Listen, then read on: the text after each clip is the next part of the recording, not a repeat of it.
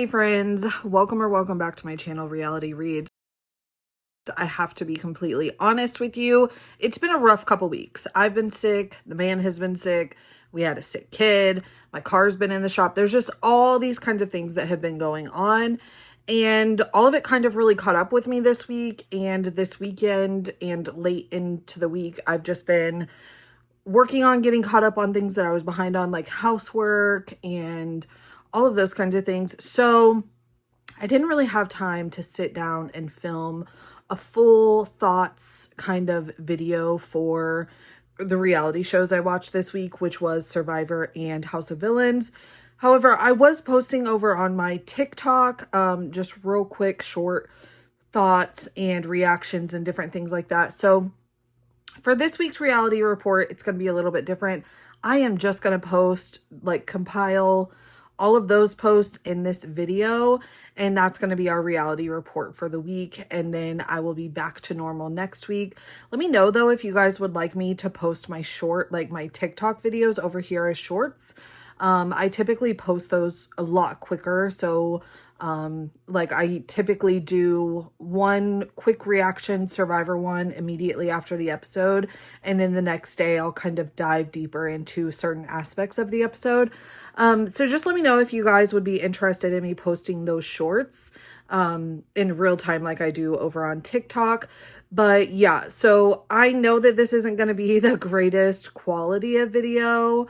I'm very well aware of that, but I wanted to at least share some of my thoughts rather than not share anything at all over here. So I'll be back on Tuesday with a different video, but let me know your guys' thoughts on everything down in the comments. Thank you for watching.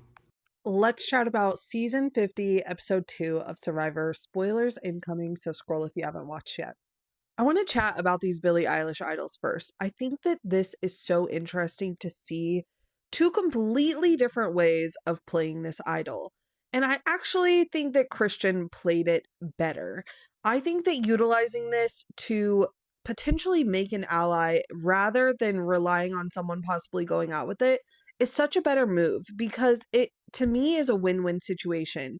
Either you create an ally down the line, or that person ends up going out with the shield, with the idol, not shield, with the idol, and then it comes back to you. To me, that's a win-win, as compared to the way that Genevieve played it, where really she's not looking to make an ally out of Ozzy. She's just banking on the fact that he's left with an idol before, maybe he'll do it again and I'll get an idol. That's like a lose-win situation. If it happens, then great, it comes back to you. But if it doesn't, you're just, it was for nothing. We do in the preview see that there's going to be a tribe swap, so I'm interested to see how that all shakes out. We have so many people right now with advantages and disadvantages. We have Aubrey with her idol from Christian. Is there potential for them to end up on the same tribe together and start working together? We have Genevieve, who gave her idol to Ozzy. Ozzy also gave his advantage to Cirie. Then we have Q, who lost his vote. We have Colby, who lost his vote. I just am really excited to see where all of these different pieces land and how people utilize them with their new tribe. Do they keep things quiet? Do they find someone to share that information with? If someone with that was gifted one of the Billie Eilish boomerang idols ends up with the other person that gave it to them, how does the person that gave it to them play that? Do they go ahead and approach the person and say, hey, I'm the one that gave you that idol. I know you have an idol.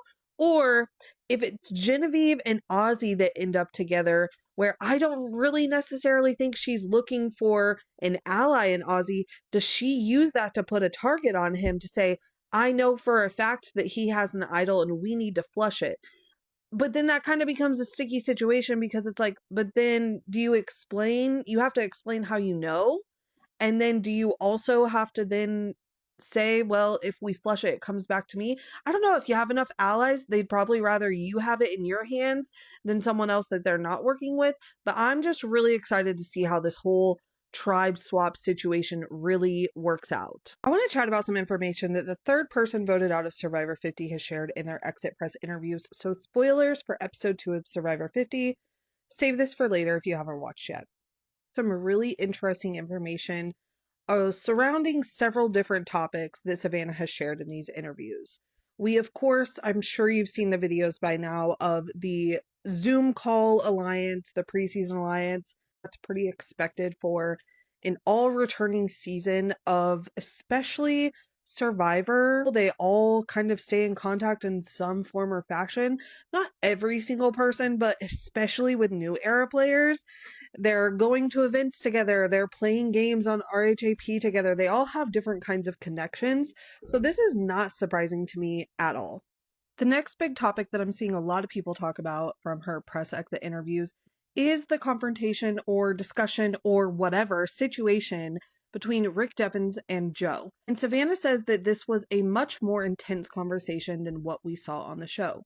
Again, this really isn't that surprising to me simply because there were so many people on the island in their tribe really questioning how much they can work with Joe. Like something had to have happened for them all of a sudden to be feeling this way. I even remember watching RHAP with Rob and Fishback last night, and Rob being like, I'm kind of confused. Like there must have been something we didn't see because I wasn't really seeing what they were talking about. Like we weren't shown it.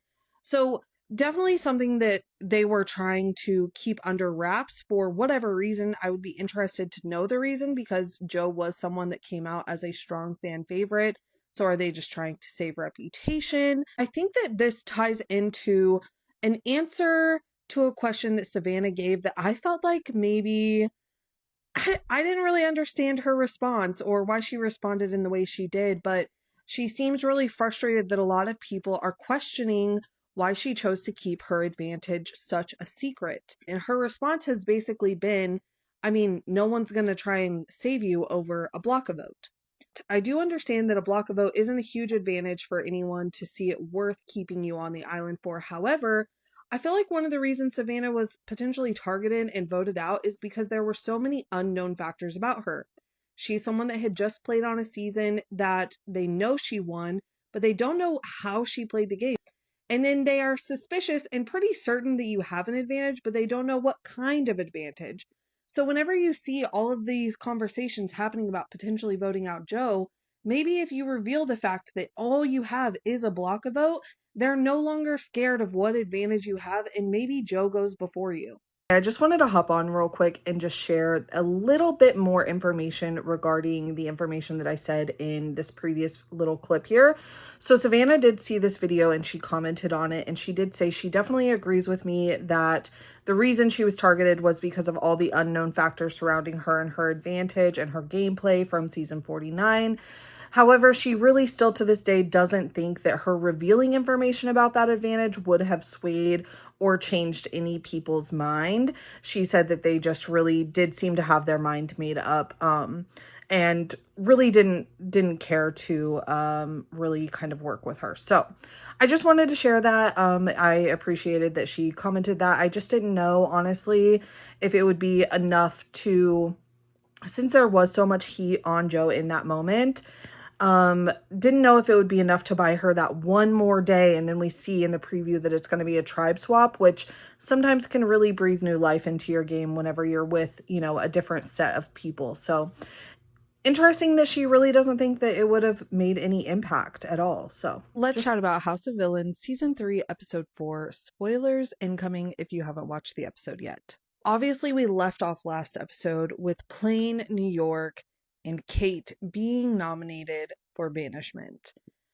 Honestly, these were really frustrating nominations. I really think that Paul should have pushed way harder to make sure that Plain didn't get put on the hit list. But now we have to move on. And honestly, there was a lot of drama in this episode. We had Drita and New York. We had some words between Johnny and Kate revolving around JoJo Siwa, even though she's not even on this show. I don't even remember who else got into it. There were just so many little tiny tips here and there. But we go to the redemption challenge, and honestly, some of the challenges this season I haven't really loved, but this one I think was a really good challenge, and I was cracking up the whole time. We had a surprise callback to Pablo, which I was not expecting in the year of 2026. Fortunately, Plain ended up not getting the win. I was really hoping she would be able to pull this one out, but she did not. Kate did instead, so we were left with Plain in New York as our final nominee. One other thing that I just want to mention really quickly is I am so insanely shocked at how dumb Christine seems on this show. I did not get the sense that she was dumb or like ditzy on Selling Sunset, but my goodness. And I was talking about it in chat BCC. My friend here, Sammy, doesn't fully agree with me, as you can see, but honestly, she doesn't only do this with Johnny. We saw it whenever she was talking with Drita in New York. We saw it when Plain went up to her to try and get her vote. It's constant that she just can't articulate her thoughts in any way, shape, or form. It's wild. So unfortunately, Plain does get eliminated this episode. I was really sad about it. I also watched Tyson interview Plain on the official House of Villains podcast, and one thing that Plain shared that I thought was really interesting was she said one thing that she wishes that she had done differently is on House of Villains, they're allowed to have their phones. It's really not a secret. Like, literally when Drita and New York are getting into it, you can see Kate on her phone. Like, they don't really try and hide it. But she said that one thing that she did was when she realized she didn't really know most of these people on the cast, later that night she got on her phone and like looked everyone up and did a little bit of research on them, which you would think would be more of a smarter move. But she said in doing so, she really kind of got in her head about like who these people were, and that kind of like clouded her judgment on who she was trying to work with or align with. What did you guys think of this episode? Let me know all your thoughts. Paul is pulling back the curtain and telling us how things really went down regarding Plain's nomination. So this is the post that Paul made over in chat BCC. It's a fun little group chat. If you haven't joined it yet, hop on over there. But basically they're saying that the plan the whole time ever since Johnny became supervillain, they were going to put Tom up on the block. Obviously, things changed when they went out for the outing and Paul got the right hand situation, and they were only given 20 minutes to really discuss things. That's crazy to me. And Paul threw out the idea of putting both Tyson and Tom up for nomination. That would have been so juicy. So Paul goes on to say that going into nominations, they were under the impression that Tom was the one being nominated. So they were just as shocked as everyone else when Johnny said Plain's name. And then they also say that when it comes down to the votes, it seemed like Plain really had the votes to stay. I don't know, y'all. I'm glad that Paul is sharing this perspective. The 20-minute time frame to discuss everything is just genuinely wild to me. That's so crazy. What do you guys think?